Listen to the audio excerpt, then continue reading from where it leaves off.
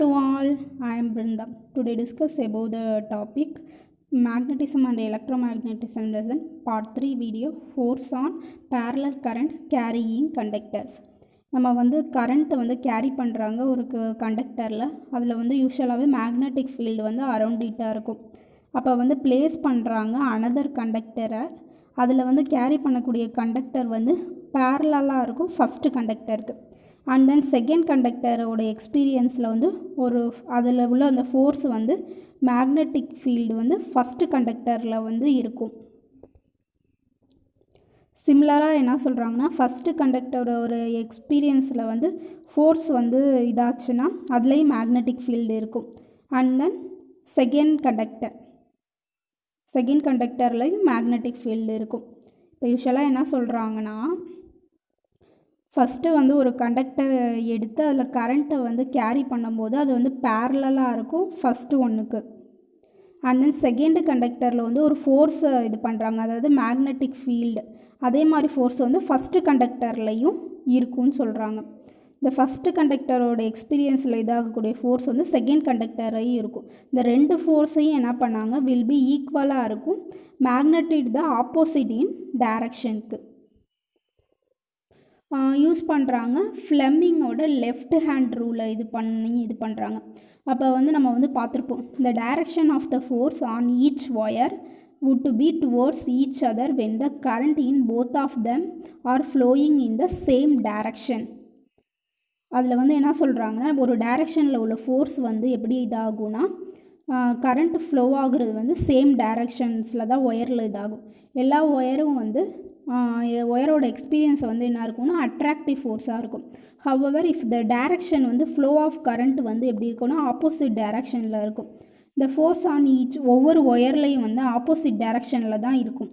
இது வந்து பெர்பெண்டிகுலராக வீவ் பண்ணும்போது அது எல்லாமே வந்து சேம் டைரக்ஷனில் இருக்கிற மாதிரி தான் இருக்கும். என்னென்னா connection between electricity and magnetism.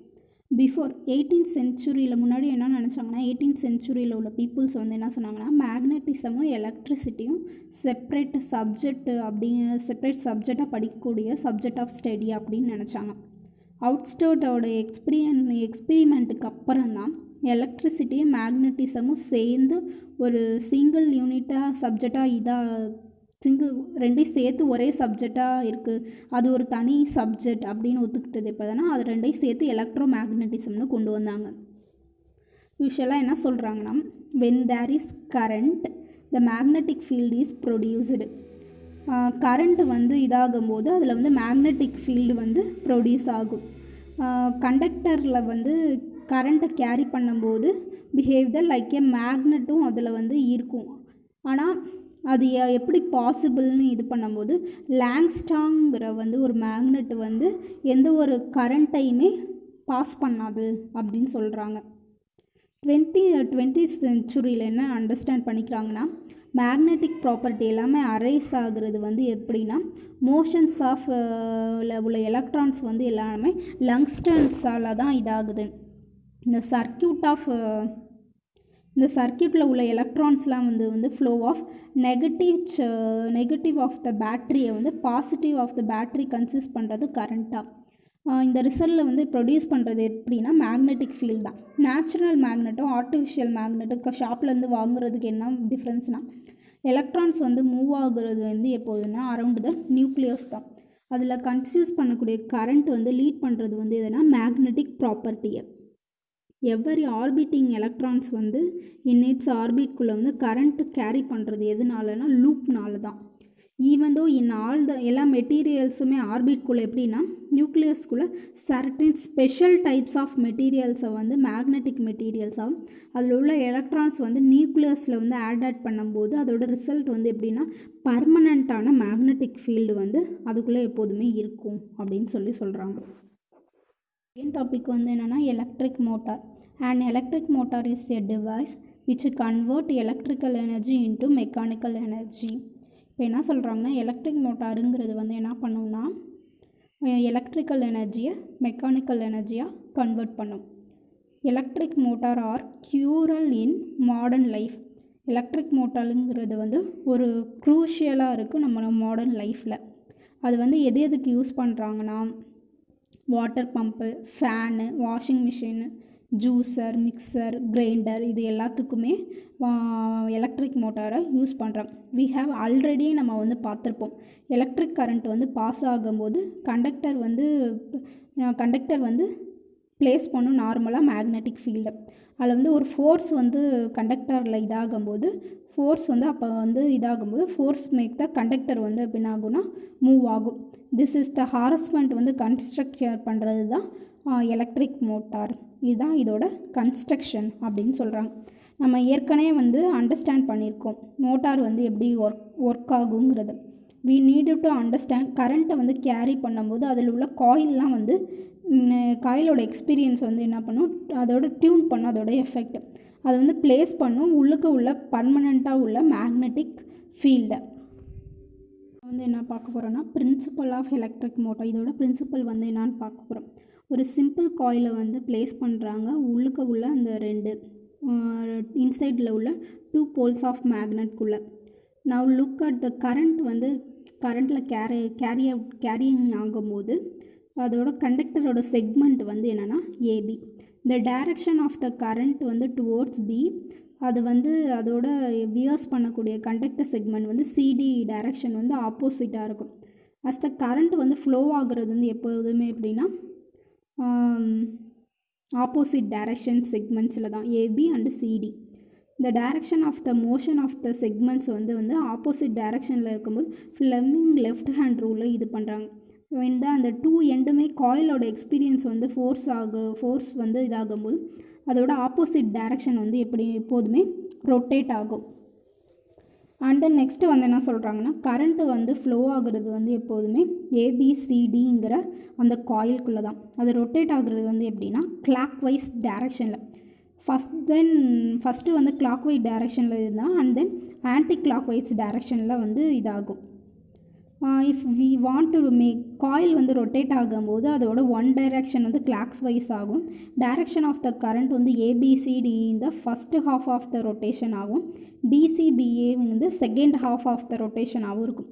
To change பண்ணோன்னா அந்த டைரக்ஷன் ஆஃப் த கரண்ட்டு அந்த small device called the split ring commutator is used.